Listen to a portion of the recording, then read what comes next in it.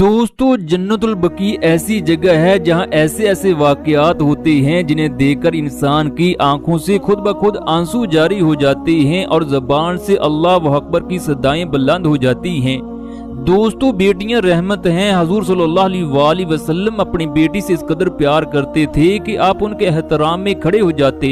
जब हुजूर मदीना के अंदर दाखिल होते तो सबसे पहले अपनी बेटी के घर तशरीफ लेकर जाते। हत्ता कि आप सल्लल्लाहु अलैहि वसल्लम ने फरमाया, फातिमा मेरे जिगर का टुकड़ा है। अल्लाह ताला कुरान पाक में फरमाता है, आसमानों और जमीन की बादशाही अल्लाह ही के लिए है। वो जो चाहता है पैदा करता है, जिसे चाहता है बेटियां देता है और जिसे चाहता है बेटे देता है।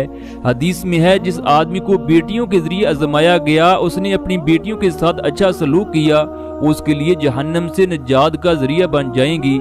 आज की इस वीडियो में एक ऐसे आदमी के बारे में बताएंगे जिस आदमी की कोई औलाद न थी, उसे कब्रिस्तान से एक ऐसी बेटी मिली जिसने उसकी किस्मत बदल दी। फिर वो आदमी कैसे जन्नतुल बकी तक पहुंचा, फिर उसके साथ ऐसा कौन सा मुजज़ा हुआ, ये तमाम तफसीलात आज की इस वीडियो में बताई जाएंगी। तमाम देखने वाले और जन्नतुल बकी वालों से मोहब्बत करने वाले कमेंट बॉक्स में सलाम या रसूलुल्लाह सलाम सहाबा जरूर लिखें, शुक्रिया। मोहम्मद साजिद की अपने घर से 2 किलोमीटर के फासले पर एक दुकान थी। वो इंतहाई मेहनती दयानतदार था। उसकी जिंदगी में एक बहुत बड़ा दुख ये था कि उसके यहाँ कोई औलाद न थी। इस वजह से दोनों मियाँ बीवी इंतहाई परेशान रहते। उसके रिश्तेदार उसे बेऔलादी का ताना देते। वो हर वक्त अल्लाह का शुक्र अदा करता। उसकी बीवी भी रो रो कर अल्लाह से दुआएं करती कि अल्लाह उसे भी औलाद से नवाज दे। एक दिन आधी रात का वक्त था, तकरीबन रात के 10 बज चुके थे। उसने दुकान का शटर नीचे किया और घर की तरफ रवाना हो गया। गलियां सुनसान नजर आ रही थी, हत्ता के जानवरों के बोलने की आवाजें बहादुर आदमी को भी कमजोर कर देती। रास्ते में गांव का एक बहुत बड़ा कब्रिस्तान था जहां से गुजरकर उसे घर पहुंचना था। रात की खामोशी देखकर उसका दिल धक धक कर रहा था। साजिद के उस वक्त रोंगटे खड़े हो गए जब उसने कब्रिस्तान के अंदर से बच्चे के रोने की आवाज सुनी। पहले तो उसने दौड़ लगा दी। कुछ दूर जाकर सोचने लगा, शायद कोई जानवर किसी बच्चे को उठाकर ले आया हो, लिहाजा उसे कब्रिस्तान के अंदर जाकर उसे बचाना चाहिए। उसका दिमाग उसे वापस जाने का कह रहा था, जबकि उसका दिल आगे की जानिब बढ़ रहा था। चांद की हल्की सी रोशनी कब्रों पर पड़ रही थी।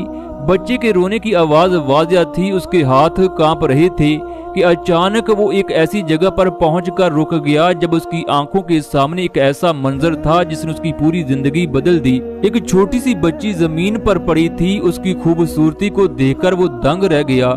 इस कदर खूबसूरत बच्ची उसने जिंदगी में पहली बार देखी थी।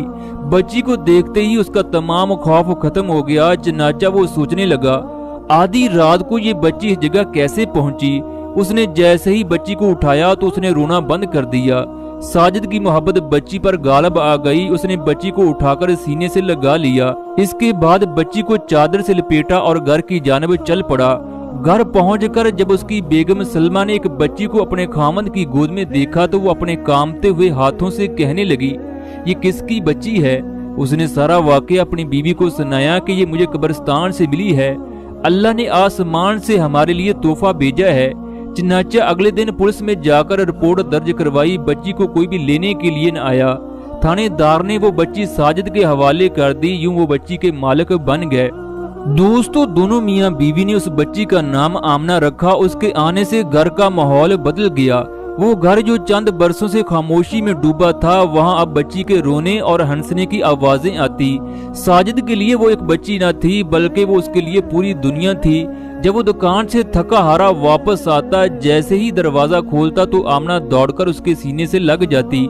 ये एक ऐसा मंजर था जिसे देखकर हर आंख अश्कबार हो जाती। आमना जैसे ही अपने बाप को अब्बू कहती तो साजिद की सारी थकन दूर हो जाती। वो उसे गोद में उठा लेता, माथा चूमकर कहता, मेरी बेटी, मेरी जिंदगी की सबसे बड़ी खुशी तुम हो। वो दुकान को 10 बजे की बजाय 8 बजे बंद करके आ जाता। लोग हैरानगी के आलम में इसकी वजह पूछते तो वो कहता, घर में मेरी बेटी मेरा इंतजार कर रही है। उसके चेहरे की खुशी मुझे सबसे ज्यादा अजीज है। दोस्तों, वक्त अपनी रफ्तार से गुजरता रहा। आमना ने मैट्रिक का इम्तिहान आला नंबरों से पास किया। इसके बाद कॉलेज फिर यूनिवर्सिटी में पढ़ने लगी। اس کی عمر 21 سال کے لگ بھگ ہو چکی تھی۔ محمد ساجد نے اپنی بیٹی کی ہر خواہش پوری کی۔ یونیورسٹی میں اس کی ملاقات ایک لڑکے سے ہوئی جو اس سے شادی کرنا چاہتا تھا۔ آمنہ نے گھر آ کر اپنے والد کو بتایا۔ باپ نے یہ کہہ کر انکار کر دیا کہ جہاں میں چاہوں گا وہیں پر تمہاری شادی ہوگی۔ آمنہ نے اپنے والد سے ناراض ہو کر کھانا پینا چھوڑ دیا۔ ایک ہفتہ ہو چکا تھا، اس نے اپنے والد سے بات تک نہ کی، جس کا اس کے والد کو بہت افسوس ہوا۔ چنانچہ اس نے بیٹی کے رویے کو دیکھتے ہوئے گھر آنا چھوڑ دیا۔ وہ دکان کے اندر ہی سو جاتا۔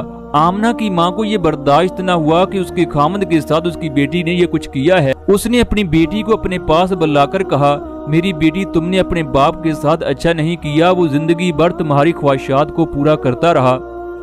میری بیٹی، تمہارا باپ ایک عظیم شخص ہے۔ آج میں تمہیں اس عظیم شخص کے بارے میں بتانا چاہتی ہوں۔ تم ہماری حقیقی بیٹی نہیں بلکہ قبرستان سے ملی تھی، مگر تمہارے باپ نے اپنی اولاد سے بڑھ کر تمہیں پیار دیا۔ یہ سن کر آمنہ کے رونگٹے کھڑے ہو گئے کہ وہ ان کی اولاد نہیں۔ اس کی ماں کہنے لگی، تم نے اس عظیم شخص کو ناراض نہیں کیا بلکہ خدا کو ناراض کیا ہے۔ جاؤ اپنے باپ کے قدموں میں گر کر معافی مانگ کر اسے گھر لے کر آؤ۔ دوپہر کا وقت تھا۔ وہ روتے ہوئے اپنے باپ کی دکان پر گئی۔ اس کے قدموں میں گر کر کہنے لگی، ابو، مجھ سے غلطی ہو گئی، مجھے معاف کر دو۔ آپ تو میرے عظیم باپ ہو، میں نے آپ کو ناراض کر دیا۔ آپ جسے چاہو گے، جہاں چاہو گے، میں شادی کرنے کے لیے تیار ہوں۔ میں اپنی 1000 جانیں آپ پر قربان کر دوں تو وہ بھی کم ہے۔ فجر کی نماز کا وقت تھا کہ آمنہ کا والد محمد ساجد نماز کی دوسری رکعت میں سجدے کی حالت میں اس دنیا سے رخصت ہو گیا۔ اس کی روح جسم سے پرواز کر گئی۔ جب آمنہ کو پتہ چلا تو کسی سے اس کی حالت دیکھی نہ جا رہی تھی۔ وہ کہہ رہی تھی، میں اس عظیم آدمی کو کہاں سے تلاش کروں گی جس نے باپ سے بڑھ کر مجھے پیار دیا، جو میرے اچھے فیصلوں کا ساتھی تھا، جس نے زندگی کے ہر موڑ پر میرا ساتھ دیا۔ اس طرح مسجد نبوی کے اندر محمد ساجد کا جنازہ ہوا اور اسے جنت البقیع میں دفن کیا گیا۔ آپ لوگ جنت البقیع کا منظر دیکھ سکتے ہو۔ یہ جگہ 70,000 صحابہ کرام مدفون ہیں۔ اسی جگہ حضور سب سے پہلے تشریف لائیں گے۔